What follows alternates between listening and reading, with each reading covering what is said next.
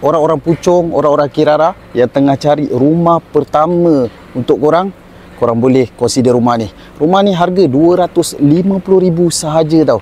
Kawasan dekat Kirara, Bandar Kirara. Jom kita tengok rumahnya. Inilah rumah dia yang abang cakap tadi. Rumah dia naik satu tingkat, dah sampai dah. Jom kita tengok apa ada kat dalam. Okey, rumah ni dia punya keluasan 781 kaki persegi. Maaflah, rumah ni orang bujang yang tinggal, so barang agak bersepah sikit lah. Okey, tapi basically korang boleh tengok lah, rumah ni dah buat plaster ceiling, kipas lampu semua ada. Bawah pun dah fully tiles. Kabinet pun ada. Kabinet dapur pun dah komplit apa semua. Yang ini owner akan bagi tu hood saja. Yang bawah tu owner kata dia nak bagi kat orang lain lah. And then peti ais pun dia akan bagi. Aircon ada 2 biji. Yang ini satu. Dekat bilik sini pun ada lagi satu aircon.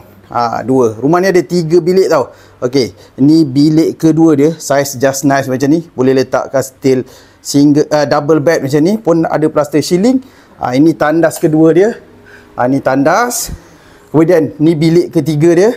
Pun sama. Setiap bilik ada kipas. Ini bilik master dia. Bilik master ada kipas.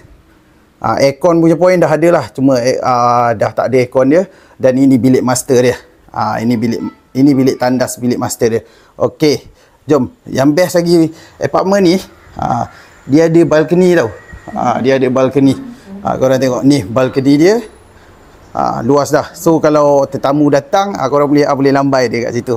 Okey, dia ada satu parking, dedicated parking untuk rumah ni, dekat belah sana. Tak jauh lah, dekat belah sana tu.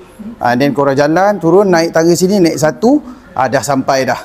Okey, rumah ni nak dijual dengan harga 250,000 sahaja. Sekiranya korang berminat, boleh kontak abang.